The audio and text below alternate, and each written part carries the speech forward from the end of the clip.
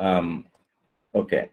So I thought I'll talk a bit about the kings of England, um, because you will repeatedly hear about many kings in literature when you study. References will be there, but there are a good many kings since England was formed. England, not the modern country, I mean the island nation. So perhaps the first important king would be King Alfred the Great, 9th century. Sorry, he was an Anglo-Saxon king. You must remember him and try to find more about him. Alfred, he is called the Great because he had very he was a wise man. He ruled fairly and he did some very strategic military decisions. And also he made a very great substantial contribution to English literature and language. That is why we consider Alfred the Great a very important king. Other kings I am just going through, I'm not talking about them. I'll come to the next king who is important. Okay. King Canute is famous, though we won't be talking about him. Here you have the last Anglo-Saxon king, perhaps Edward the Confessor, a very pious man. When he died, his relative Harold Godwinson became the king. So Edward the Confessor was a relatively weak, mild man, but he ruled for quite a long time. And he had he had no children, if I believe. Yeah, alive at the when he died, and he was followed by Harold Godwinson, who ruled only for under a year. He did not even rule for 1 year before Harold Godwinson was killed by in battle. That the name of the battle is the Battle of Hastings. Maybe it's written here. Let us see. Yeah, Battle of Hastings. He was only 44 years old when he was killed. He ruled England only for a few months, not even a year. But he is a very famous king. He is famous because of he is nearly a legend because of the Battle of Hastings and because he was the last Anglo-Saxon king. I said Edward the Confessor was the last Anglo-Saxon king. But yeah, that is because he ruled for a long time, 23 years. And here, Harold Godwinson was technically the last king because he was a crowned king when he was killed. He was killed in Battle of Hastings, and the rule went to William I. So William, now here at this point, England is now being ruled by French kings. So William was a French conqueror, invader. He came from the French shore. Last day I showed you the map, etc. And yeah, so William ruled for 20 years. It's quite a long rule, and he was a very strong ruler. And after William, the next maybe the king you would want to remember is Henry II, because it was during Henry II's time that the problem with the Archbishop of Canterbury came for the first time. Seriously, I mean, and the Archbishop was killed. You'll remember that story. Henry II is another important king, who during whose reign Thomas Becket became a martyr, leading to the stories. And his son was Richard I. So this Richard is also very famous, though, as I said, he did not rule. You will remember in the last class I told you that Richard I is also known as Richard the Lionheart, and he did not. He was not in the country for long. He would always go on battles.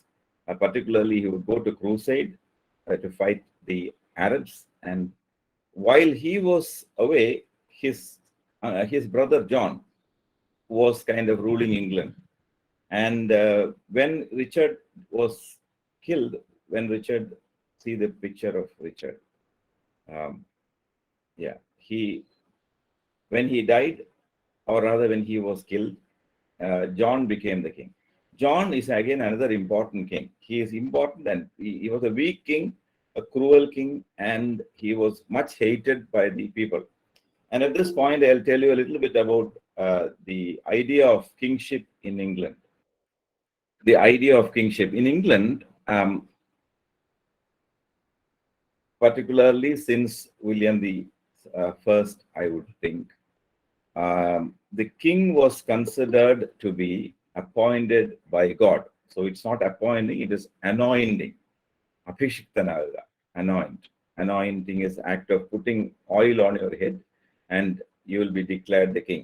But the actual anointing is done by the archbishop, while he is the representative of the Pope, and Pope is the representative of God.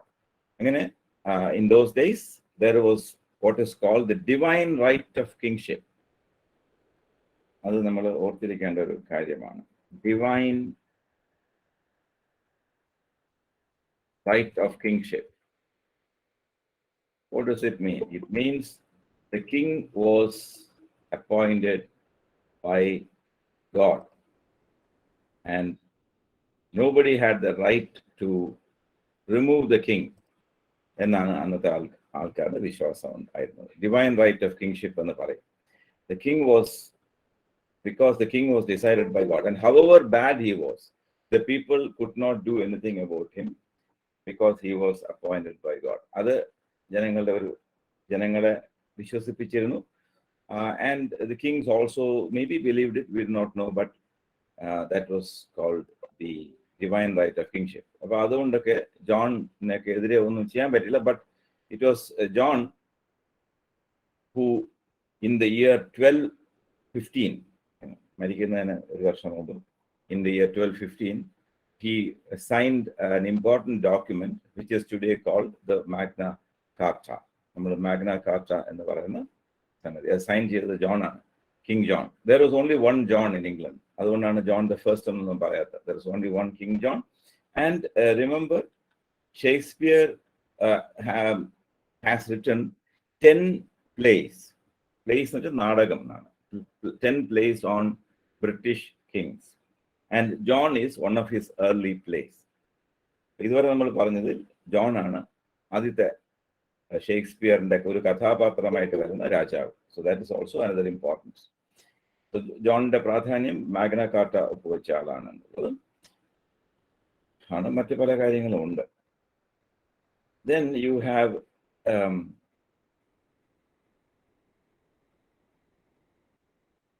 I would say Edward the Third is another very important king. Edward the Third വളരെ പ്രധാനപ്പെട്ട രാജാവാണ്. അദ്ദേഹത്തിന് he ruled for long. അദ്ദേഹത്തിന്റെ മകൻ വേറൊരു Edward ആണ്. അയാള് പക്ഷേ before he could become king, he died. Edward the Third. ഈ Edward the Thirdന്റെ സമയത്താണ് ജെഫ്രി ചോസർ ജനിച്ചത്. I told you the other day. Jeffrey Chaucer was born during Edward the Third. അദ്ദേഹത്തിന്റെ മക്കളിൽ മൂത്ത ആളുടെ പേര് എഡ്വേർഡ് എന്ന് തന്നെയാണ്. he is popularly known as Edward the Black Prince, കറുത്ത രാജകുമാരൻ. അത് കറുപ്പ് നിറമായതുകൊണ്ടല്ല, he used to wear a black armor, കറുത്ത പടച്ചട്ട ഇടുന്ന ആളായതുകൊണ്ട് അത് ഈ എഡ്വേർഡിന്റെ മകനാണ്. അതൊക്കെ ഒരുതരം ലെജൻഡറി കഥാപാത്രങ്ങളാണ്, ദ ബ്ലാക്ക് പ്രിൻസ് എന്ന് പറയുന്ന ആള്. ഓക്കെ, അപ്പൊ അത് ഈ ഇൻട്രസ്റ്റിംഗ്ലി ബ്ലാക്ക് പ്രിൻസ് എന്ന് പറയുന്ന പ്രിൻസിന്റെ കുപ്പായം, അയാളുടെ ആമറൊക്കെ I think it is kept in the Cathedral of Canterbury. Okay, right. Now Edward the Third പ്രധാനപ്പെട്ട രാജാവാണ്. ആൻഡ് പല കാരണങ്ങൾ കൊണ്ട് വേറൊരു കാര്യം, another thing you should remember is all this time the kings primarily they spoke French language and English language was in the background. And after Edward died, Richard II became king. Richard II ന്റെ ടൈമിലൊക്കെയാണ് Chaucer ജീവിച്ചിരുന്ന കാലമാണ്. And Richard II was a grandson of Edward. അത് ഒരു സംഭവം. And Richard was again a weak king. അദ്ദേഹം ഒരു രാജാവാകാനൊന്നും ഉള്ള ഘടനയുള്ള ആളല്ല, ശാരീരിക ഘടനയല്ല അദ്ദേഹത്തിന്റെ. he was fit physically, he was fit, okay, but he did not have the temperament to be a king, and he was deposed. അദ്ദേഹത്തിന്റെ പദവിയിൽ നിന്നും മാറ്റിയിട്ട് അദ്ദേഹത്തിന്റെ കസിൻ ഹെൻറി ഓഫ് ബോളിംഗ്ബ്രോക്ക് എന്ന് പറയുന്ന യുവാവ്, രാജകുമാരൻ എന്ന് പറയാൻ പറ്റില്ല, ലൈൻ ടു ബി കിങ് അല്ല അയാള്, എങ്കിലും എഡ്വേർഡിന്റെ ചെറുമോനാണ്, അതുകൊണ്ട് കുഴപ്പമില്ല. അതായത് റിച്ചാർഡ് രണ്ടാമന്റെ ഒരു കസിനാണ് ഈ ഹെൻറിയെ റിച്ചാർഡ് ആവശ്യമില്ലാതെ പ്രകോപിപ്പിച്ചു, അയാളെ ബാനിഷ് ചെയ്യുകയൊക്കെ ചെയ്തു. But Henry came back, he removed Richard from authority and he had Richard killed. അപ്പൊ ഇംഗ്ലണ്ടിൽ കൊല്ലപ്പെടുന്ന രാജാക്കന്മാർ വളരെ എഡ്വേർഡും, ഐ തിങ്ക് എഡ്വേർഡ് രണ്ടാമൻ അങ്ങനെ കൊല്ലപ്പെട്ട ഒരാളാണ്, ഒരു ട്രാജിക് കഥാപാത്രമാണ്. പക്ഷെ അത് ഈ എഡ്വേർഡ് സെക്കൻഡ് എന്നൊരു രാജാവ് ഇടയ്ക്കുണ്ട്. എഡ്വേർഡ് തേർഡിന്റെ മുൻപ്, എഡ്വേർഡ് തേർഡിന്റെ അച്ഛൻ, Edward third is a very famous man. അയാളുടെ അച്ഛൻ എഡ്വേർഡ് സെക്കൻഡ് ഒരു ട്രാജിക് കഥാപാത്രമാണ്. അയാള് കൊല്ലപ്പെട്ട ഒരു ഇംഗ്ലീഷ് രാജാവാണ്. ഇംഗ്ലീഷ് രാജാക്കന്മാരിൽ പലരും കൊല്ലപ്പെട്ടിട്ടുണ്ട്. ഇതിൽ ആദ്യം നമ്മൾ പറഞ്ഞ ഹാരൽഡ് ഗോഡ്വിൻസൺ യുദ്ധത്തിൽ കൊല്ലപ്പെട്ട ആളാണ്. അതിനുശേഷം അദ്ദേഹത്തിന്റെ ബന്ധുമിത്രാദികൾ തന്നെ കൊന്ന ഒരാളാണ്. ഭാര്യയുടെയൊക്കെ ഒത്താശയോടുകൂടി കൊല്ലപ്പെട്ട ഒരാളാണ് എഡ്വേർഡ് സെക്കൻഡ്. അതിനെ എടുത്ത് പറയാൻ കാരണം, Christopher Marlow has written A play named Edward II. I don't think his death is mentioned there, but Edward II അങ്ങനെ ഒരു പ്രാധാന്യമുണ്ട്. Edward third, Richard second. Shakespeare നമ്മൾ ഈ ക്രോണോളജിക്കലായിട്ട് പറയുമ്പോൾ, രാജാക്കന്മാർ ജീവിച്ചിരുന്ന ഓർഡറിൽ പറയുമ്പോൾ, ഷേക്സ്പിയർ എഴുതിയ ഓർഡറിലല്ല, രാജാക്കന്മാർ ജീവിച്ചിരുന്ന ഓർഡറിൽ പറയുമ്പോൾ ഇത് രണ്ടാമത്തെ ആളാണ്. There is a play on King John and Shakespeare has written a play on Richard II. അത് actually there is a series of plays that Shakespeare wrote. Richard II ആണ് തുടങ്ങുന്നത്. ഇവിടെ I told you that the English people believed in the divine right of kingship. They also believed in great chain of being. ഇങ്ങനൊരു സാധനം അവർ വിശ്വസിച്ചു, great chain of being. അത് നമുക്കൊന്ന് Google search ചെയ്ത് നോക്കാം, എന്താണ് നമുക്ക് റിസൾട്ട് കിട്ടുന്നത്. വളരെ ഇൻട്രസ്റ്റിംഗ് ആയിട്ടുള്ള ഒരു സംഗതിയാണ് the great chain of being. See, ഇവിടെ കാണാം, great chain of being എന്ന് പറയുന്നത്, in those days, in the medieval period, people believe, medieval period and afterwards, the people in English, even during Shakespeare's time, okay, they believed that, നമ്മൾ ഷേക്സ്പിയറിന്റെ സമയത്ത് എത്തിയിട്ടില്ല, നമ്മൾ കുറച്ച് മുമ്പ് നിൽക്കുന്നേ ഉള്ളൂ. ഡിവൈൻ റൈറ്റ് ഓഫ് കിങ്ഷിപ്പ് വാസ്തവത്തിൽ ഇതിനകത്ത് ഫിറ്റ് ഇൻ ചെയ്യുന്ന ഒരു കാര്യമാണ്. In great chain of being. Great chain of being എന്ന് പറയുന്നത്, people believe that there was a very strong hierarchy in the earth. ഭൂമിയിൽ ഒരു ജീവിതത്തിന് വലിയ ഹൈറാർക്കി ഉണ്ട്. And the top of the chain is God. So God is there. നമുക്ക് കാണാൻ പറ്റില്ല, അദ്ദേഹം അവിടെ ഉണ്ടെന്നാണ് വിശ്വാസം. അത് this is the Christian belief. God അന്നത്തെ ക്രിസ്ത്യൻ ബിലീഫാണ്. And below God comes angels. God ഒരാളേ ഉള്ളൂ, അദ്ദേഹം അവിടെ ഇരിപ്പുണ്ട്. Below him he has angels. ഏഞ്ചൽസിനകത്ത് ഒരുപാട് കാറ്റഗറീസ് ഉണ്ട്. അതാണ് പിൽക്കാലത്ത് മിൽട്ടന്റെ ഒക്കെ കൃതികളിൽ ഒരുപാട് മെൻഷൻ വരുന്നുണ്ട്. ആർക്ക് ഏഞ്ചൽസ് എന്നും സാധാരണ ഏഞ്ചൽസും ഒക്കെ പറഞ്ഞിട്ട് ഒരുപാട് പവേഴ്സ്, ഡൊമിനിയൻസ് എന്നൊക്കെ പറഞ്ഞ് പല കാറ്റഗറിയിലെ ഏഞ്ചൽസ് ഉണ്ടെന്നാണ് സങ്കല്പം. ബൈബിളിനെ കുറിച്ചുള്ള ഒരുപാട് മിത്തോളജി ഉണ്ട്, അതിനകത്തൊക്കെ ഏഞ്ചൽസിനെ കുറിച്ച് ഒരുപാട് വിശദമായിട്ട് ചർച്ചയുണ്ട്. നമുക്ക് പ്രശസ്തരായ ഏഞ്ചൽസിൽ മൈക്കൽ എന്നൊരു ഏഞ്ചൽ ഉണ്ട്, ഗബ്രിയൽ എന്നൊരു ഏഞ്ചൽ ഉണ്ട്. ഇസ്ലാമിക് കഥകളിലും ജൂയിഷ് കഥകളിലും ഒക്കെ ഇതേ ആൾക്കാർ തന്നെയാണ് വരുന്നത്. അത് ബ്രേക്ക് ചെയ്യുന്നത് ക്രൈസ്റ്റിന്റെ ഒരു റോളിലാണ് ഈ മറ്റു രണ്ട് റിലിജൻസിലും വ്യത്യാസം വരുന്നത്. അല്ലാതെ അതുവരെ ക്രൈസ്റ്റ് വരെയുള്ള കാര്യങ്ങളിൽ ജൂയിഷ് റിലിജൻ, ഇസ്ലാമിക് റിലിജനിലെല്ലാം ഒരേ തരത്തിലാണ് ആ മിത്തോളജിയൊക്കെ ഇങ്ങനെ പോകുന്നത്. Then on the earth you have human beings. Human beings are the top on earth. ഭൂമിയിൽ ഈ ശൃംഖലയിൽ, ജീവന്റെ ശൃംഖലയിൽ, നമ്മൾ ഇക്കോളജിയിൽ പറയുന്ന ജീവന്റെ ശൃംഖല അല്ല, പഴയ ആൾക്കാരുടെ ഒരു വിശ്വാസമാണത്. ഏറ്റവും മുകളിൽ ദൈവം, അത് കഴിഞ്ഞ മാലാഖമാർ, അത് കഴിഞ്ഞ മനുഷ്യൻ. ഭൂമിയിലാണെങ്കിൽ മനുഷ്യനാണ് ഏറ്റവും പ്രധാന, ജീവജാതങ്ങൾ ഏറ്റവും പ്രധാനം. മനുഷ്യൻ കഴിഞ്ഞാൽ മൃഗങ്ങളുണ്ട്, മൃഗങ്ങൾ കണ്ടാൽ ചെടികളുണ്ട്, അത് കഴിഞ്ഞാൽ പാറയും അചരമായിട്ടുള്ള ജീവികൾ, നദിയും വെള്ളവും മണലും അങ്ങനത്തെ സാധനങ്ങൾ. അപ്പം ഇതിനകത്ത് ഓരോന്നിനും ഹൈറാർക്കി. ഗോഡ് മാത്രമേ ഉള്ളൂ ഹൈറാർക്കി ഇല്ലാത്ത ആൾ, ഒറ്റ ആളാണ്. ഏഞ്ചൽസിനകത്ത് ഹൈറാർക്കി ഉണ്ട്, ടോപ്പ് ആയിട്ടുള്ള ഏഞ്ചൽസും താഴെ താഴെ താഴെ ഉണ്ട്. ഹ്യൂമൻ ബീയിങ്സിൽ you have man is the top of all the rest, but within human beings ഒരു രാജ്യം ആണല്ലോ. രാജ്യത്തെ ആൾക്കാർക്ക് ആ രാജ്യം മാത്രമേ അറിയാവൂ അന്നത്തെ കാലത്ത്. they did not know that there were other countries, there were other kings. അങ്ങനെയൊന്നും വലിയ പരിജ്ഞാനം ഉണ്ടായിരുന്നില്ല. അതുകൊണ്ട് അവരുടെ രാജ്യത്തെയാണ് അവർ സങ്കല്പിച്ചിരുന്നത്. So they thought their king was the topmost person on earth. ഭൂമിയിലുള്ള ജീവജാലങ്ങളിൽ രാജാവാണ് ഏറ്റവും മുകളിൽ വരുന്ന മനുഷ്യൻ. അപ്പൊ അദ്ദേഹത്തിന് അതുകൊണ്ടാണ് ഗോഡ് അപ്പോയിന്റ് ചെയ്തു എന്നുള്ള ഒരു വിശ്വാസവും വരുന്നത്. So in the great chain of being, man is the important person on earth, and മാനകത്ത് the king is the most important person. പിന്നെ കിങ് കഴിഞ്ഞാൽ പ്രഭുക്കന്മാർ, അങ്ങനെയുള്ള ഹൈറാർക്കി ഉണ്ട്. പിന്നെ ഈ പുരുഷൻ എന്ന് പറയുന്ന male animal is considered superior to the female animal. ഒരു ഫാമിലി എന്ന് പറയുന്ന സെക്ഷൻ എടുത്താൽ മെയിലാണ്, അല്ല പുരുഷൻ പിതാവാണ് ഒരു പക്ഷേ ഹെഡ്. മറ്റ് പുരുഷന്മാർക്കും അതുപോലെ പ്രാധാന്യമുണ്ട്. അത് കഴിഞ്ഞിട്ടാണ് സ്ത്രീകൾക്ക് പ്രാധാന്യം വരുന്നത്. ഇത്തരത്തിലൊക്കെ ഉള്ള ഒരുപാട് മണ്ടത്തരങ്ങളും കാര്യങ്ങളും ഒക്കെ അന്നേ ഉണ്ട്. എല്ലാ സംസ്കാരങ്ങളിലും ഏകദേശം ഇതുപോലെയൊക്കെ ഉള്ള സങ്കല്പങ്ങളാണ് എക്കാലത്തും ഉണ്ടായിട്ടുള്ളത്. So you have that the great chain of being in England. And after human beings come animals. ആനിമൽസിൽ ലയൺ, അതാണ് സിംഹത്തിന് രാജാവായിട്ട് കരുതുന്നത്. സിംഹമാണ് രാജാവ് എന്നൊക്കെ ഇങ്ങനത്തെ കുറെ കാര്യങ്ങളൊക്കെ ഉണ്ട്. അപ്പൊ ഇത് generally you should have awareness എന്ന് പറഞ്ഞാൽ.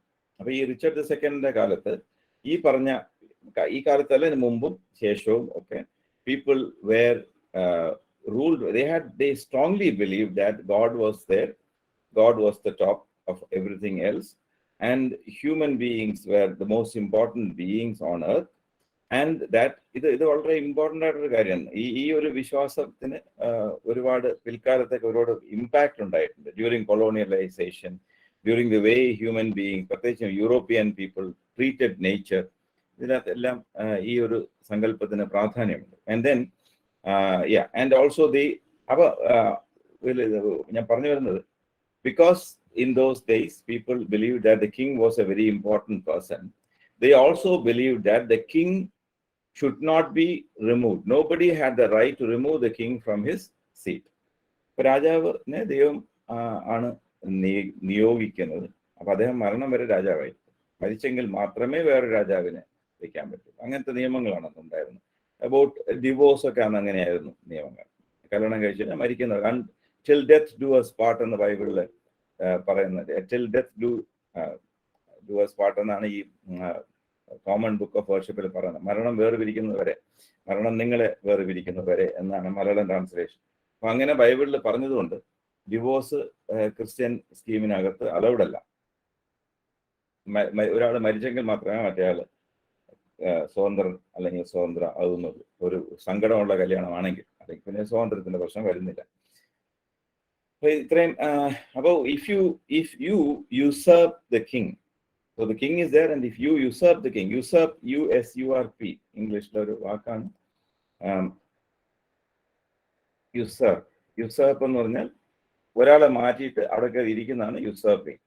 So if you say that Richard II usurped, Richard II was usurped എന്നത് അദ്ദേഹത്തെ അവിടുന്ന്, ഇനി വേറൊരു വാക്കാണ് OUST, ഔസ്റ്റ് എന്നാണ് അതിന്റെ ഉച്ചാരണം. ഔസ്റ്റ്. അപ്പൊ ഇനി ഈ ഔസ്റ്റ് എന്നതും യുസേർപ്പ് എന്നുള്ള രണ്ട് വാക്കും ശ്രദ്ധിച്ചോണം. I will tell you here. ഇവിടെ King Richard II was ousted by Henry IV. So King Richard II was ousted by Henry IV. നമുക്ക് ഇങ്ങനെയും പറയാം, King Richard was usurped by Henry IV എന്ന് പറയാം. ousted എന്ന് പറയുന്നത്, ousted എന്ന് വെച്ചാൽ മാറ്റുക എന്ന് മാത്രമേ ഉള്ളൂ. മാറ്റിയ ശേഷം അവിടെ കയറി ഇരുന്ന് കഴിഞ്ഞാൽ നമ്മൾ usurp എന്ന് പറയാം. usurper is a person who removes somebody and takes his place. അപ്പോൾ Henry IV usurped the throne എന്ന് പറയാം. ത്രോണിനെ അദ്ദേഹം പിടിച്ചെടുത്തു. അപ്പൊ അത് ഒരു അയാൾ ചെയ്തു. In youth he did that, and he also had a usurpation എന്നുള്ള വാക്ക് കൂടെ കിടപ്പുണ്ട്. യുസർപ്പേഷൻ. അപ്പൊ ഈ യുസർപ്പ് ദ കിങ്, ഈ ഹെൻറി നാലാമന്റെ പിതാവ് വളരെ പ്രശസ്തനായ ഒരു മനുഷ്യനാണ്, John of Gaunt. John of Gaunt is a very famous person. John of Gaunt Edward the തേർഡിന്റെ മകനാണ്. John of Gaunt. John of ഗോണ്ടിന്റെ ഭാര്യയെ കുറിച്ചാണ് നമ്മുടെ Chaucer the book of the duchess എന്നൊരു പുസ്തകം എഴുതിയിട്ടുള്ളത്. So you have Henry the fourth here. Henry Bolingbroke എന്ന അദ്ദേഹം വളരെ ഫേമസ് ആണ്. ഷേക്സ്പിയറിന്റെ ചരിത്ര നാടകങ്ങളിൽ, ഹിസ്റ്ററി പ്ലേസിൽ ഏറ്റവും ഫേമസ് ആയിട്ടുള്ളത് ഹെൻറി ദ ഫോർത്ത് പാർട്ട് 1 എന്ന് പറയുന്ന ആ ഒരു പുസ്തകമാണ്. Henry the fourth part 1, part 2 പാർട്ടുണ്ട്. അപ്പൊ ഇപ്പം the Shakespeare has written about John, about Richard II, and he has written about Henry IV in two plays. രണ്ട് നാടകങ്ങളുണ്ട് ഷേക്സ്പിയറിന്റെ, Henry the fourth part 1 and Henry the fourth part 2. അപ്പോൾ വാസ്തവത്തിൽ ഈ Richard II ഹെൻറിയെ കുറിച്ചാണ് അദ്ദേഹം പറഞ്ഞു വരുന്നത്. റിച്ചർഡ് II എന്ന് പറയുന്ന കഥയിൽ റിച്ചർഡ് രാജാവിനെ യുസേർപ്പ് ചെയ്ത ഹെൻറിയുടെ കഥയാണ് പറയുന്നത്. രാജാവിന്റെ ചിത്രം നോക്കുക. there's a crown, he has a ball, he has a, ഇതാണ് സെപ്റ്റർ എന്ന് പറയുന്നത്, ഈ അംശവടി എന്ന് പറഞ്ഞിട്ട് പറയാം. സെപ്റ്റർ, ക്രൗൺ, രണ്ടും അധികാരത്തിന്റെ അടയാളങ്ങളാണ്. സോ ഹിയർ റിച്ചർഡ് II കുറിച്ച് Shakespeare has written a play, Richard II, Henry II. And Henry IV ജീവിതത്തിൽ അല്പം അസ്വസ്ഥനായിട്ട് ജീവിച്ച രാജാവാണ്. He ruled for 13 years, but he was troubled. Why was he troubled? Because Henry IV is the son of John of Gaunt and Blanche of Lancaster. ഈ blanche ആണ് ഞാൻ നേരത്തെ പറഞ്ഞ lady, book of the duchess എന്ന book, ഇവരെ കുറിച്ചാണ്. Blanche എന്നുള്ള വാക്കിന്റെ അർത്ഥം വെളുപ്പ് എന്നാണ്. ഓക്കെ, അത് പോട്ടെ. അപ്പൊ നമ്മൾ ഹെൻറിയെ പറ്റി പറയുന്നു. Henry ruled for 13 years, more than 13 years, but he was unhappy throughout because he was haunted by the guilt feeling. കുറ്റബോധം വേട്ടയാടിയിരുന്ന ഒരു രാജാവാണ്. അയാളെ കുറ്റബോധം വേട്ടയാടാൻ കാരണം അയാൾ രാജാവിനെ, ദൈവം നിയോഗിച്ച രാജാവിനെ യുസേർപ്പ് ചെയ്തു എന്നുള്ള കുറ്റബോധമാണ്. അതുകൊണ്ട് he had a plan to go on a crusade to expiate. പക്ഷെ അത് നടന്നില്ല. അയാളുടെ മകൻ, അദ്ദേഹം മരിച്ചപ്പോൾ ഹെൻറി ദി ഫിഫ്ത്ത് എന്ന് പറയുന്ന ഒരു യുവാവ് രാജാവായിട്ട് വരും. Henry the fifth ruled only for 9 years. അദ്ദേഹം പ്രിമച്വർലി, വളരെ ധീരനായിരുന്നു, വളരെ പ്രശസ്തമായ ചില യുദ്ധങ്ങളൊക്കെ ജയിച്ചു. But he died young. ഇവരൊക്കെ ഈ അവകാശം പ്രൈമോജെനിച്ചർ എന്നൊരു സംഗതിയുണ്ട്. അതായത് another thing you should remember. എന്താണ് പ്രൈമോജെനിച്ചർ? പ്രൈമോജെനിച്ചർ എന്ന് പറയുന്നത് രാജ്യഭരണം കൈമാറുന്നതിനെ കുറിച്ചാണ്. In England the king, when a king dies, his first son will become the king. First son, അതിനെയാണ് പ്രൈമോജെനിച്ചർ. ഇനി ഫസ്റ്റ് സൺ മരിച്ചു പോയിട്ടുണ്ടെങ്കിൽ സെക്കൻഡ് സൺ മരിച്ചു പോവുകയോ അല്ലെങ്കിൽ തേർഡ് സൺ സെക്കൻഡ് സണ്ണിനെ കൊന്നുകളയോ ഒക്കെ ചെയ്തിട്ടുണ്ടെങ്കിൽ അടുത്ത മകൻ. അങ്ങനെയാണ് അവകാശം പോകുന്നത്. ആൺമക്കളെല്ലാം മരിച്ചെങ്കിൽ മാത്രമേ ഒരു പെൺകുട്ടിക്ക് അവകാശം വരുള്ളൂ. ഇംഗ്ലണ്ടിൽ ഒരു സ്ത്രീ ഭരിക്കുന്നത് വളരെ അപൂർവമായിട്ട് സംഭവിച്ചിട്ടുള്ള കാര്യമാണ്. എങ്കിലും ഏറ്റവും ഇംഗ്ലണ്ടിലെ പ്രശസ്തരായ 2 രാജാക്കന്മാർ സ്ത്രീകളായിരുന്നു. രാജാക്കന്മാരെന്നോ രാജ്ഞിമാരെന്നോ പറയാം. എലിസബത്ത് ഫസ്റ്റ്, 3 പേര്. എലിസബത്ത് ഫസ്റ്റ്, വിക്ടോറിയ, ആൻഡ് ഇപ്പം ഉള്ള ആള് Elizabeth the second. Elizabeth second എന്ന് പറയുന്ന രാജ്ഞി, അവർക്ക് അധികാരങ്ങളൊന്നും ഇപ്പൊ ഇല്ല. ലോക ചരിത്രത്തിന്റെ ഒരുപാട് സംഭവങ്ങൾക്ക് സാക്ഷ്യം വഹിച്ച ഒരു സ്ത്രീയാണ്. She became king during the second world war. അത് കഴിഞ്ഞിട്ട് ഷീ ബിക്കെയിം ഇൻ 50s അവർ രാജ്ഞിയാകുന്നത്. സെക്കൻഡ് വേൾഡ് വാർ കഴിഞ്ഞതിന് ശേഷം രാജ്ഞിയായി. അത് കഴിഞ്ഞ് ഇപ്പോഴും ഷീ ഇസ് ദെയർ. അപ്പോൾ she as a young lady she saw the second world war, she saw lot of political things and she still there. അങ്ങനത്തെ വളരെ ഒരു ഹിസ്റ്റോറിക്കലി ഇമ്പോർട്ടൻറ്റ് കഥാപാത്രമാണ് ഇപ്പോഴത്തെ എലിസബത്ത് സെക്കൻഡ്. അപ്പോൾ ഇപ്പം when you look at the history of England, there are 3 very large figures, monarchs. Monarch എന്നുള്ള വാക്ക് രാജ്ഞിയോ രാജാവോ ആകാം. നമുക്കതിനെ കോമൺ ആയിട്ട് പറയാവുന്ന ഒരു വാക്കാണ് MONARCH, മോണക് എന്നാണ് ഈ വാക്കിന്റെ ഉച്ചാരണം. മൊണാർക്ക് എന്നല്ല, മോണക് ആൻഡ് ദിസ് ഇസ് മോണക്കി. ഓക്കെ, അതിന്റെ ഉച്ചാരണം അങ്ങനെയാണ്. അപ്പൊ ഏത് മോണക് എന്ന് പറഞ്ഞാൽ അതൊരു രാജാവോ രാജ്ഞിയോ ആകാം. സർവാധികാരിയായ ഒരു രാജാവോ രാജ്ഞിയാണ് മോണക് എന്ന് പറയുന്നത്. So in England there were 3 major women monarchs. 3 രാജ്ഞിമാരുണ്ടായിരുന്നു. അതിലൊരാൾ ഇപ്പോഴും ഉണ്ട്.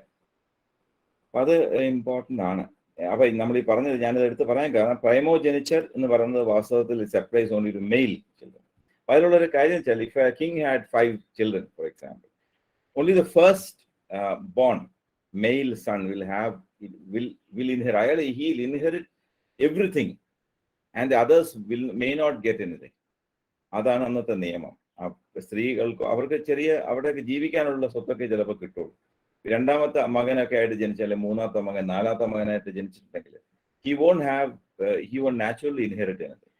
ചില സമയത്ത് പിതാവ് കെയർഫുൾ ആയിട്ട് അവരെയൊക്കെ ഏതെങ്കിലും പ്രോവിൻസിന്റെ പ്രഭുവായിട്ടൊക്കെ വെക്കുകയാണെങ്കിൽ ഓക്കെ. അല്ലാത്ത സാഹചര്യങ്ങളിൽ അങ്ങനെ ഒന്ന് ഗതിയില്ലാതെയൊക്കെ പോകുന്ന സാഹചര്യങ്ങൾ ഉണ്ടാകാം. അതിലൊരു കൗതുകകരമായ കാര്യം, to go back to look at our old king ജോണിന്റെ പേര് നോക്കണം. ജോൺ ലാക്ലൻഡ് എന്നാണ് അതിന്റെ വട്ടപ്പേരാണത്. It's his nickname. People called him John Lackland because originally he was the last son. അയാളെ എത്രാമത്തെ മകനാണെന്ന് ഞാൻ മറന്നുപോയി.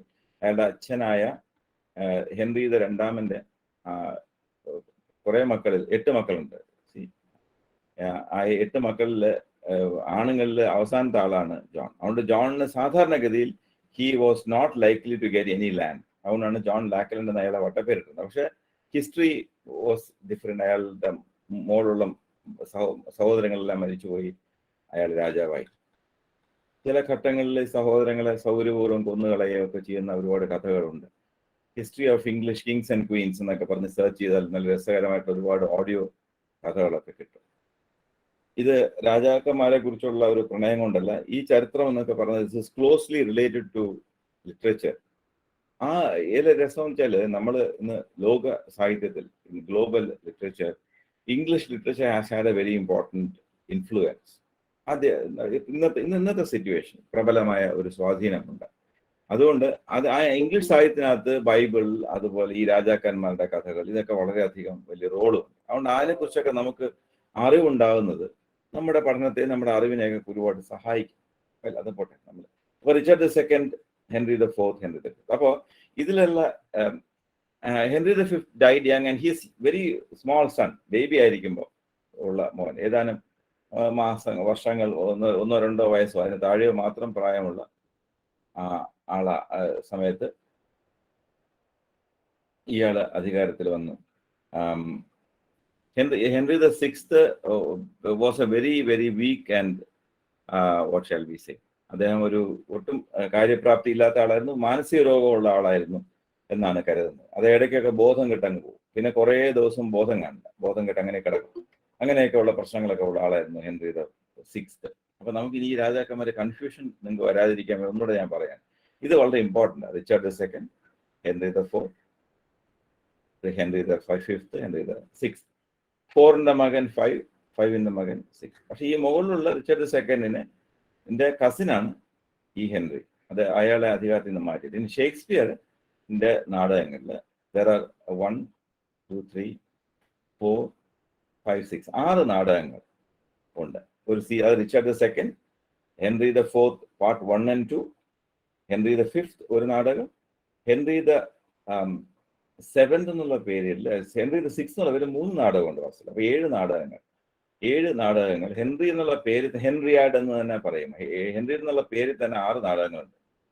അതിന് പുറമെ റിച്ചാർഡ് II. ഇതെല്ലാം ഒരു സീരീസ് ആയിട്ട് നമുക്ക് കാണാൻ പറ്റുന്ന നാടകങ്ങളാണ്. ഇത് മുതലേ ഹെൻറി IV കഥ ഇവിടെ തുടങ്ങും. ഈ ഹെൻറി IV Part 1 and 2 അതിൽ 2ലും ഉള്ള പ്രധാന കഥാപാത്രം വാസ്തവത്തിൽ ഹെൻറി IV അല്ല. ഈ ഹെൻറി V നമ്മൾ പിന്നെ അറിഞ്ഞ ആളാണ്. He comes in these plays in the name of prince Hal. Prince Hal എന്നുള്ള പേരിൽ ഒരു കഥാപാത്രമുണ്ട് in Henry IV Part 1 and 2. ആ കഥാപാത്രമാണ് പിൽക്കാലത്ത് രാജാവാകുന്നത്. അപ്പൊ ഈ ഹെൻറി IV എന്ന് പറയുന്ന 2 നാടകങ്ങളും പ്രിൻസ് ഹാലിന്റെ വളർച്ചയാണ്, അയാളുടെ ഗ്രോത്ത് ആണ് അതിനകത്ത് കാണിക്കുക. വളരെ പ്രശസ്തമായ നാടകമാണ്. അതിനകത്തൊരു കഥാപാത്രമുണ്ട് who is perhaps one of the most famous characters created by Shakespeare, Falstaff എന്ന പേരിൽ നിങ്ങൾ കേട്ടിട്ടില്ലെങ്കിൽ ഇപ്പൊ അത് ഓർത്തോളൂ.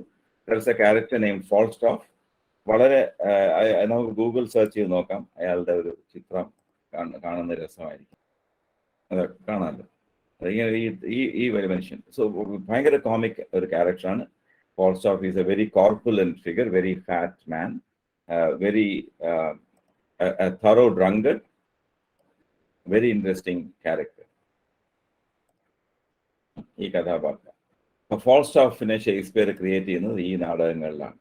And it is said that the queen liked their character so much that she asked Shakespeare to bring him again. Merry Wives of Windsor is another play by Shakespeare, not very famous. And in that, again, Falstaff appears again. But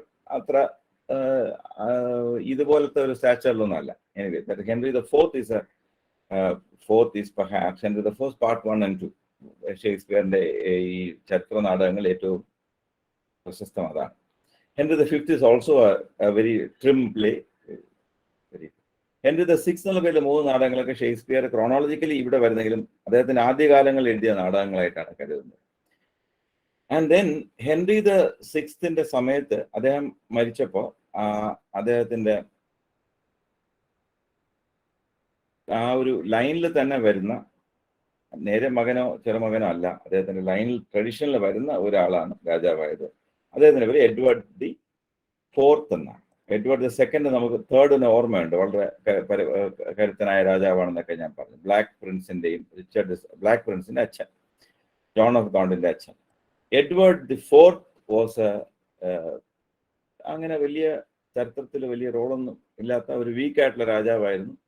അദ്ദേഹത്തിന് അതായത് Henry the sixth അധികാരത്തിൽ വന്നാൽ മതി. Since Henry the six became the ruler, his wife and a few other people began. അദ്ദേഹത്തിന്റെ wife വളരെ famous ആണ്, Margaret of അൻജു എന്നാണ് അവരെ പറയുന്നത്. മാർഗ്രറ്റ് ഓഫ് അൻജു അവര് വളരെ അൺപോപ്പുലർ ആയിട്ടുള്ള സ്ത്രീയാണ്. ഷീ വാസ് അൻജു എന്ന് പറയുന്നത് ഒരു ഫ്രഞ്ച് പ്രോവിൻസുമാണ്. ഇതെല്ലാം ഞാൻ പറഞ്ഞില്ലേ ഫ്രാൻസുമായിട്ടൊക്കെ ബന്ധമുള്ള ആൾക്കാരാണ്. So the Margaret of Anjou was the wife of Henry. ഹെൻറിക്ക് ഞാൻ പറഞ്ഞില്ല ഏകബോധമൊന്നും ഉണ്ടായിരുന്നില്ല. But this lady was made alliance with many people, and she was kind of running the rule. And the things in England was totally chaotic. ഇംഗ്ലണ്ടിലെ ഈ പീരീഡിൽ ഇംഗ്ലണ്ടിലെ അവസ്ഥ വളരെ മോശമായിരുന്നു.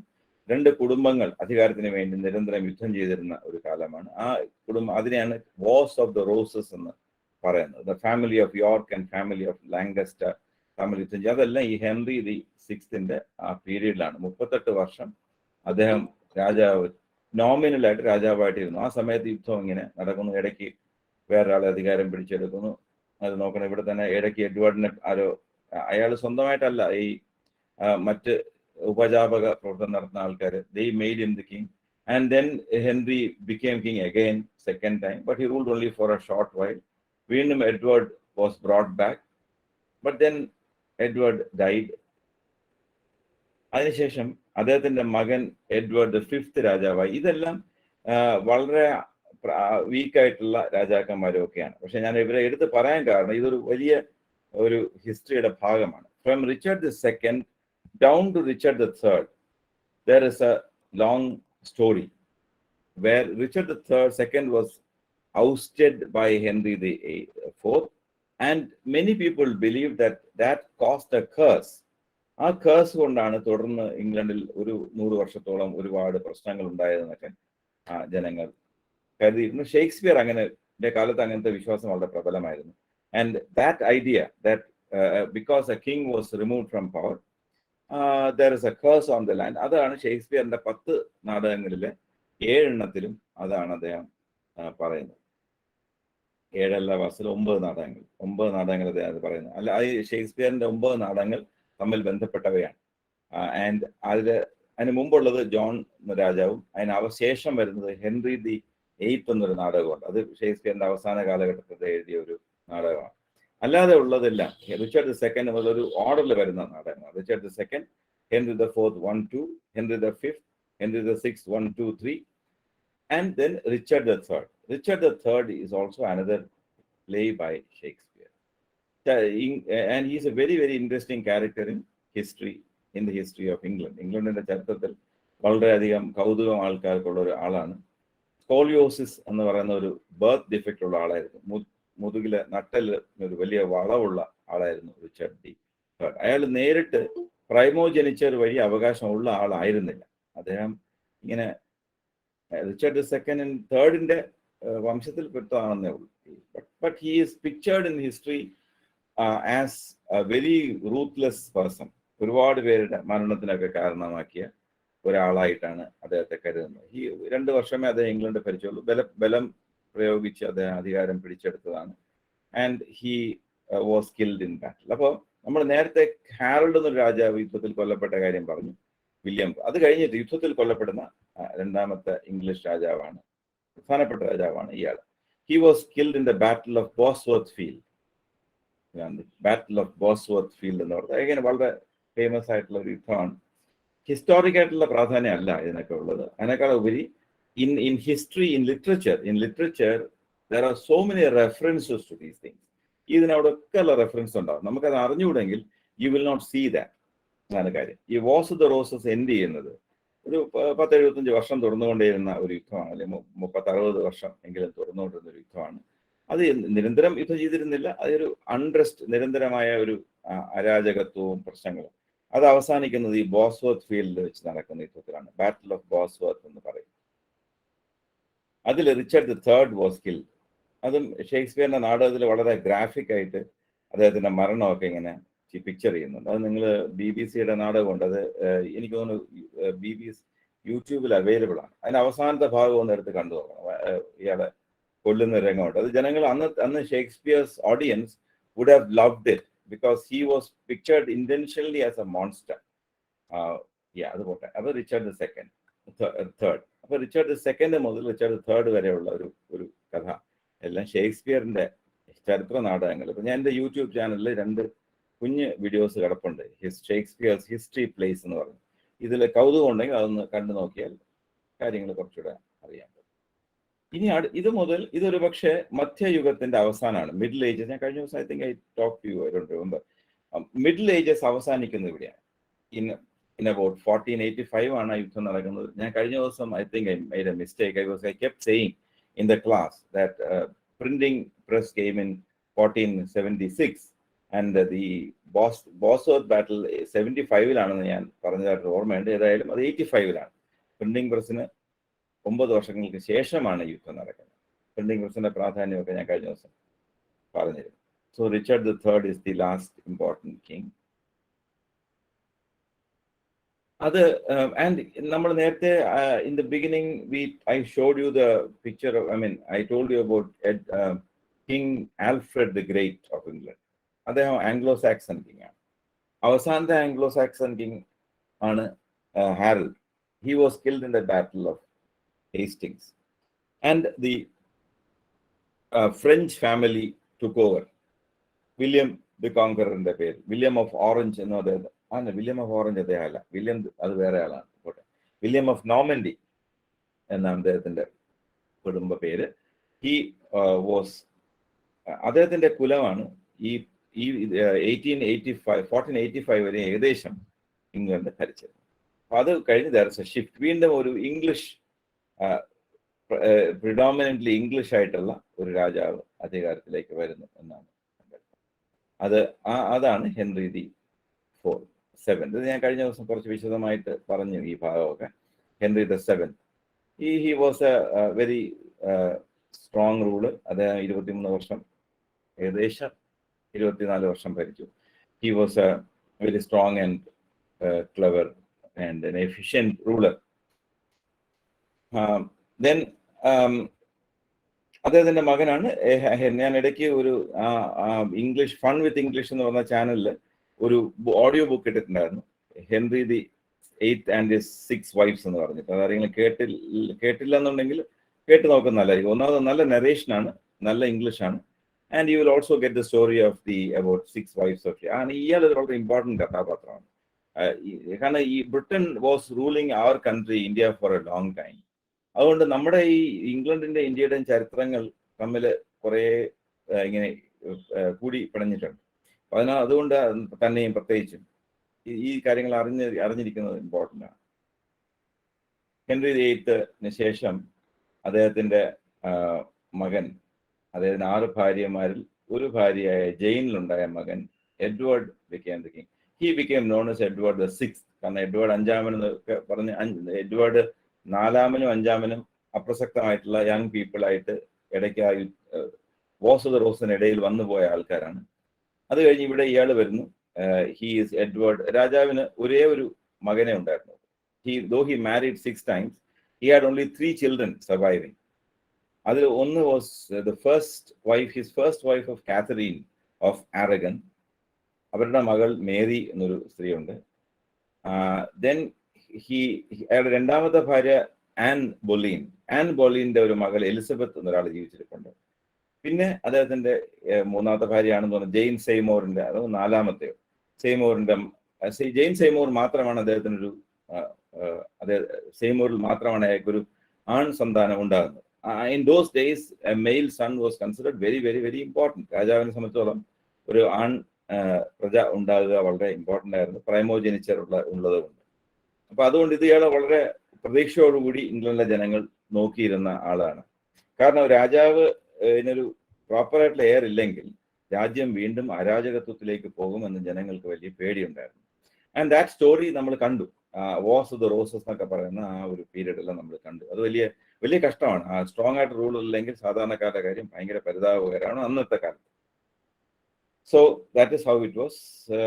ഹെൻറി രാജാവായി, വളരെ സന്തോഷം. പക്ഷേ he died when he was very young. അയാൾ 6 വർഷം കഷ്ടിച്ച് മരിച്ചു. 15 വയസ്സിൽ ആണ് അദ്ദേഹം അധികാരത്തിൽ വന്നതെന്ന് തോന്നുന്നു. പക്ഷെ പെട്ടെന്ന് മരിച്ചു. അതോ 15 വയസ്സിൽ മരിച്ചോ എന്നും സംശയമുണ്ട്. അദ്ദേഹം he was only 15 years old when he died. He became king when he was 9 വയസ്സിലോ മറ്റോ രാജാവായ ആളാണ്. അതുകൊണ്ട് രാജഭരണമൊന്നും അയാൾ ചെയ്തിട്ടില്ല. അയാളുടെ അങ്കിളുമാരൊക്കെയാണ് ഭരിച്ചിരുന്നത്. അപ്പൊ അതൊരു വലിയ ട്രാജഡിയാണ്. ബിക്കോസ് ഒരേ ഒരു ആൺ സന്താനം അയാൾ മരിച്ചുപോയി. അത് കഴിഞ്ഞിട്ട് ജെയിൻ രാജാവായി. കാരണം ജെയിനാണ് രാജാവിന്റെ ഏറ്റവും മൂത്ത സന്താനം. by his first wife, Catherine of Aragon. Jain അപ്രസക്തമായ ഒരു കഥാപാത്രം. I tell you the story. ഞാൻ ജെയിൻ അല്ല, മേരിയാണ് ഉദ്ദേശിച്ചത്. ജെയിൻ സംഭവിച്ചാൽ എഡ്വേർഡ് ഇയാള് രാജാവ്, ഇത് വളരെ ഇമ്പോർട്ടൻ്റ് ആണ്. ഹെൻറി ആണ് he broke with the church. ഞാൻ കഴിഞ്ഞ ദിവസം പറഞ്ഞു. ഹെൻറി രസം വെച്ചാൽ അതുപോട്ടെ, Henry the 8th was the king who broke with the church. അതായത് പോപ്പുമായിട്ടുള്ള ബന്ധം വിച്ഛേദിക്കുകയും അദ്ദേഹം ഇംഗ്ലണ്ടിലെ രാജാവിന്റെ ഹെഡായിട്ട് മാറുകയും ആദ്യത്തെ പ്രോട്ടസ്റ്റന്റ് രാജാവാവുകയും ഇംഗ്ലണ്ട് ഒരു പ്രോട്ടസ്റ്റന്റ് രാജ്യമാവുകയും ഒക്കെ ചെയ്തു. ആൻഡ് ദെൻ ഹിസ് ഡോട്ടർ മേരിയാണ് കാതറീൻ ഓഫ് ആരഗന്റെ മകൾ. അവരുടെ ചിത്രം നോക്കണം. ചിത്രങ്ങളെല്ലാം അവരെ ഒരു വല്ലാത്ത ഒരു ഭാവം ഉള്ള ഒരാളായിട്ടാണ് അവരെ പ്രസന്റ് ചെയ്യാറുള്ളത്. അപ്പം ഈ മേരി രാജാവിന്റെ ആദ്യത്തെ ഭാര്യയുള്ള കാതറീൻ ഓഫ് ആരഗനിലുള്ളതാണ് കാതറീൻ ഓഫ് ആരഗൻ. അവരുടെ മകളാണ്. അപ്പൊ she was a very strong Catholic. So people of England who had now got use to the Protestant ways for maybe 30 years or so. Henry എത്ര നാൾ ഭരിച്ചു? 37-38 വർഷം ഭരിച്ചു. അപ്പൊ അതിലൊരു 30 വർഷമെങ്കിലും അദ്ദേഹം ഈ പ്രൊട്ടസ്റ്റന്റ് ആയിട്ട് രാജ്യത്തിനെ കൊണ്ടുപോയി. അപ്പൊ people did not want Mary to become the queen. Mary ഒരു കാരണവശാലും രാജ്യാധികാരത്തിൽ വരരുതെന്ന് ആഗ്രഹിച്ചിട്ട് അവര് കൊണ്ടുവന്ന ഒരു കഥാപാത്രമാണ് ജെയിൻ ഒരു അകന്ന ബന്ധുവൊക്കെയാണ്. പക്ഷേ ജെയിന് 9 ദിവസങ്ങൾ മാത്രമേ രാജാവായിരിക്കാൻ പറ്റിയുള്ളൂ. വളരെ പ്രായം കുറവുള്ള ആളായിരുന്നു. ഒരു ട്രാജിക് കഥാപാത്രമാണ്. അവരെ 9 ദിവസം കഴിഞ്ഞപ്പം പിടിച്ചിറക്കി വിട്ടു, തലയും വെട്ടിക്കിടന്നു. വീട്ടിൽ പോകാൻ പറ്റിയില്ല. That is a sad thing about Jane. അതുപോലെ അപ്പൊ ജെയിൻ അങ്ങനെ ഒരാളുണ്ട്. അത് നമുക്കിപ്പം സമയം വലിയ ഇമ്പോർട്ടൻസ് ഉള്ള കാര്യമല്ല. Mary is the important person. Mary വളരെ വളരെ ഇമ്പോർട്ടൻ്റ് ആയിട്ടുള്ള രാജ്ഞിയാണ്, queen Mary. But she ruled only, luckily for England, she ruled only for 5 years. വളരെ ബ്രൂട്ടൽ ആയിട്ടുള്ള രാജ്ഞിയാണ്. ആൻഡ് അച്ഛൻ്റെ എല്ലാ ക്രൗര്യവും ഉള്ള ഒരു സ്ത്രീയായിരുന്നു. അവര് ruled only for she ruled for 5. Luckily after 5 years she died. അവര് മരിച്ചു. അവർക്ക് ക്യാൻസർ ആയിരുന്നു, മക്കളുണ്ടായിരുന്നില്ല. She died. അവർക്ക് കുഞ്ഞുണ്ടാകാൻ പോകുന്ന ഒരു പ്രതീക്ഷിച്ചു. But it was actually cancer in her uterus എന്നാണ് നമ്മൾ മോഡേൺ റിസർച്ചേഴ്സ് പറയുന്നത്. Anyway she died. പിന്നെ വരുന്ന കുറച്ച് വർഷങ്ങളിൽ അവരുടെ ഭർത്താവ് ഇങ്ങനെ അധികാരത്തിലൊക്കെ കൊണ്ടുപോയി. But then finally Elizabeth the first എന്ന് പറയുന്നത് she was A second daughter of Henry VIII by his second wife, Anne Boleyn എന്ന് പറഞ്ഞ രണ്ടാമത്തെ. ഈ Anne Boleyn was a very unpopular character English ഹിസ്റ്ററിയിൽ ആൻ ബോളീനെ ഒരു അൺഫോർച്ചുനേറ്റ് സ്ത്രീ ആയിട്ടും കരുതുന്നുണ്ട്, അവരെ ഒരു അൺപോപ്പുലർ ആയിട്ടും കരുതുന്നുണ്ട്. അതിന് വാസ്തവത്തിൽ അവർ നിർഭാഗ്യവതിയാണ്. കാരണം അവരൊരു കൗശലം പ്രയോഗിച്ചിട്ട് രാജാവിനെ കല്യാണം കഴിച്ച സ്ത്രീയാണ്. അത് ഒരു കഥ. എനിവേ, അപ്പൊ ഇവരെ കല്യാണം കഴിക്കാൻ വേണ്ടി ഈ സ്ത്രീക്ക് വളരെ പ്രാധാന്യമുണ്ട്. It was to marry Anne Boleyn that the king broke with the Pope. The king wanted a divorce from his wife Catherine of Aragon because he wanted to marry Anne Boleyn. അപ്പൊ അവിടെ നമ്മൾ നിഷ്കളങ്കമായിട്ട് കാണേണ്ട കാര്യമല്ല. This king, and usually kings had sexual relationships with many women. അപ്പൊ this king also did not have a problem. അതുകൊണ്ട് ഈ കല്യാണം എന്ന് പറയുന്ന ഒരു കോൺട്രാക്ട് പോലെ മാത്രമുള്ള കാര്യമാണ്. അന്നത്തെ കാലത്ത് സെക്ഷൽ മൊറാലിറ്റി ഒന്നും ഇന്നത്തെ അത്രയും സ്ട്രിക്റ്റ് ഒന്നും ആയിരുന്നില്ല. അത് നമ്മൾ ഇനിയും അതിനെക്കുറിച്ചുള്ള പരാമർശം വരും. നമ്മൾ വൈഫ് ഓഫ് ബാത്തിനെ കുറിച്ച് നിങ്ങൾ പഠിച്ചു കാണും. At church door she had 5 husbands എന്നൊക്കെ നമ്മൾ റെഫറൻസസ് ഉണ്ട്. അന്നത്തെ കാലത്ത് ഉള്ള മോറൽ കോഡ്സും ഓരോ വിഭാഗത്തിനുള്ള മോറൽ കോഡ്സും ഒക്കെ വ്യത്യാസമായിരുന്നു. ഈ Henry VIII was a man who had sexual relationship with innumerable number of women. അദ്ദേഹത്തിന് അതിനകത്ത് യാതൊരു റെസ്ട്രെയിന്റ് ഉണ്ടായിരുന്നില്ല. Then why did he want to marry her? ഈ ആൻ ബോളീൻ എന്ന് പറഞ്ഞ കഥാപാത്രം insisted that she will not sleep with the king until he married her. അങ്ങനെ ഒരു കുരുക്കിൽ പെട്ടിട്ട് ആണ് അവളെ കല്യാണം കഴിക്കണമെന്ന് രാജാവ് തീരുമാനിക്കുകയും അതിനുവേണ്ടി അയാൾ വലിയ ഒരു റിസ്ക് ആണ് എടുത്തത്. He broke with the Pope, but he was a strong man and he didn't bother. അപ്പൊ അങ്ങനെ എടുത്ത് കല്യാണം കഴിച്ച Anne Boleyn, and Anne Boleyn gave birth to a daughter. അപ്പൊ ആൻ ബോളീൻ ഒരു മകളെ പ്രസവിച്ചത്. അവര് പക്ഷെ പ്രസവിച്ചു കഴിഞ്ഞാൽ ആകെ 3 വർഷമേ അയാൾ ഭാര്യയായിട്ട് ഇരുന്നുള്ളൂ. After her delivery and after child birth she fell into disfavour. രാജാവിന്റെ അപ്രീതിക്ക് പാത്രമായി. രാജാവിന് അവരിലുള്ള താല്പര്യം പോയി, ഒരു തടസ്സമായിട്ട് തോന്നി. And the king had her beheaded. രാജാവിന്റെ ഭാര്യമാരും ആദ്യമായിട്ട് അദ്ദേഹം തലവെട്ടിക്കളഞ്ഞത് ഇവളുടെയാണ്. Catherine was alive for a long time. She was divorced and Anne Boleyn lost her head. And Anne ബോളീനു ശേഷം ഐ തിങ്ക് ജെയിംസ് സൈമോർ വന്നു. ജെയിംസ് സൈമോറിന്റെ മകനാണ് നേരത്തെ പറഞ്ഞ എഡ്വേർഡ്. അപ്പോൾ പോട്ടെ, ഇത് I hope I haven't told you too much. ഇനി ഇവിടുത്തെ കാര്യം എലിസബത്ത് എന്ന് പറയുന്നത് ഹെൻറി VIII നമുക്ക് ഓർമ്മയുണ്ട്. രാജാവിന് വളരെ ഒരു ജൈഗാൻറ്റിക് കഥാപാത്രം. അദ്ദേഹത്തിന് ആൻ ബോളീനിലുണ്ടായ മകളാണ്. അപ്പോൾ she was not considered very seriously by England. പക്ഷെ ഇപ്പോ വളരെ വിചിത്രമായ ഒരു എന്താണ് വിധി വൈപരീത്യം കൊണ്ട് പ്രൈമോജെനിച്ചർ എല്ലാം മറികടന്ന് she became the queen of England and she ruled for 44 years. വലിയ ഒരു സ്വാധീനം ഇംഗ്ലണ്ടിൽ ഉണ്ടാക്കിയ ആളാണ് queen Elizabeth I. Let me see if there is a bigger picture. നമ്മൾ കഴിഞ്ഞ ദിവസം ആ ചിത്രം കണ്ടു എന്നാണ് എൻ്റെ ഓർമ്മ. അവരൊരു ഒരു വളരെ ഒരു പുരുഷ സമാനമായ രീതിയിൽ she ruled England. She did not marry. So she is famous as the virgin queen. അപ്പം ഈ today wherever you hear the word Virginia, അതെല്ലാം ഇവരുടെ റെഫറൻസ് ആണ്. വെർജിൻ എയർവേസ് എന്നൊക്കെ പറയുന്ന അതും വെർജീനിയ എന്ന് പറയുന്ന പല സ്ഥലങ്ങൾക്കും വെർജീനിയ എന്ന പേരുണ്ട്. ഇതെല്ലാം is reference to the queen Elizabeth. He is renowned in history as the virgin queen Elizabeth I. പിന്നെ Elizabeth I was followed by James I. James I ഇംഗ്ലണ്ടിലെ ആൾക്കാർക്ക് അത്ര ഇഷ്ടമില്ലാത്തൊരു രാജാവായിരുന്നു. അദ്ദേഹത്തിന്റെ മകൻ ചാൾസിനെ ഒട്ടും ഇഷ്ടമില്ലായിരുന്നു. People dislike him so much that they cut his head off. അപ്പോൾ ഇംഗ്ലണ്ടിൽ ജനങ്ങൾ പിടിച്ച് തലവെട്ടിക്കളഞ്ഞ രാജാവ് ചാൾസ് I ആണ്. അപ്പൊ ഇതുവരെ നമുക്ക് മതി. ഇനി അങ്ങോട്ടുള്ള രാജാക്കന്മാരെ പിന്നെ നോക്കാം. ഇതിവിടെ ഞാൻ കൊണ്ടെത്തിക്കാൻ കാരണം we are looking at queen Elizabeth and the long 44 years she ruled. And I mentioned James I because Shakespeare died during the reign of James I. James I സമയത്താണ് ഷേക്സ്പിയർ മരിച്ചത്. He was born during the reign of Queen Elizabeth and he died during the reign of James I. Okay, അപ്പൊ അത്രയും കാര്യങ്ങൾ ഒന്ന് പറഞ്ഞു വെക്കണമെന്നുണ്ടായിരുന്നു. കാരണം this kind of information normally will not be discussed in your scheme. Okay, that is a background to